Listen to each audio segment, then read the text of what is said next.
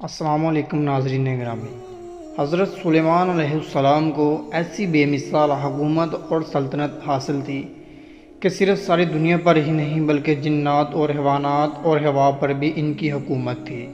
مگر ان سب حکومتوں کے باوجود موت سے ان کو بھی نجات نہ تھی، اور یہ موت تو مقررہ وقت پر آنی تھی۔ بیت المقدس کی تعمیر جو حضرت داؤد علیہ السلام نے شروع کی، ملک شام میں جس جگہ حضرت موسیٰ علیہ السلام کا خیمہ گاڑا گیا تھا، ٹھیک اسی جگہ حضرت داؤد علیہ السلام نے بیت المقدس کی بنیاد رکھی، مگر عمارت پوری ہونے سے قبل ہی حضرت داؤد علیہ السلام کی وفات کا وقت آن پہنچا، اور آپ نے اپنے فرزند حضرت سلیمان علیہ السلام کو اس عمارت کی تکمیل کی وصیت فرمائی۔ چنانچہ حضرت سلیمان علیہ السلام نے جنوں کی جماعت کو اس کام پر لگایا اور عمارت کی تعمیر شروع کی۔ جنات کی طبیعت میں سرکشی غالب تھی۔ حضرت سلیمان علیہ السلام کے خوف سے جنات کام کرتے تھے۔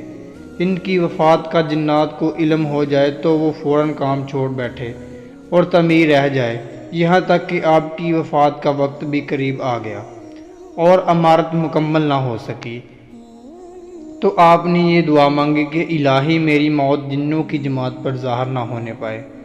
تاکہ وہ برابر عمارت کی تکمیل میں مصروف رہیں، اور ان سبھی کو علم غیب کا جو تو دعویٰ ہے وہ بھی باطن ٹھہر جائے۔ یہ دعا مانگ کر آپ محراب میں داخل ہو گئے اور اپنی عادت کے مطابق اپنی لاٹھی ٹیک کر عبادت میں کھڑے ہو گئے، اور اسی حالت میں آپ کی وفات ہو گئی۔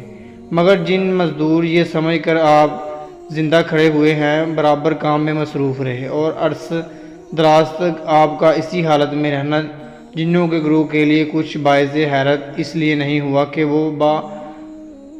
راہ دیکھ چکے تھے کہ آپ ایک ایک ماہ بلکہ کبھی کبھی دو ماہ برابر عبادت میں کھڑے رہا کرتے تھے، یہاں تک کہ بحکم الہی دیمک نے آپ کے عصا کو کھا لیا، اور عصا گر جانے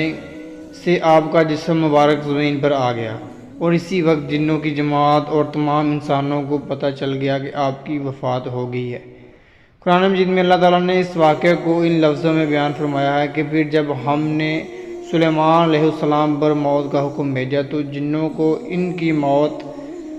دیمک ہی نے بتائی جو ان کے عصا کو کھا رہی تھی۔ پھر جب حضرت سلیمان علیہ السلام زمین پر آ گئے تو جنات کی حقیقت کھل گئی۔ اگر وہ غیب جانتے ہوتے تو وہ اس ذلت کے عذاب میں اتنی دیر تک نہ پڑے رہتے۔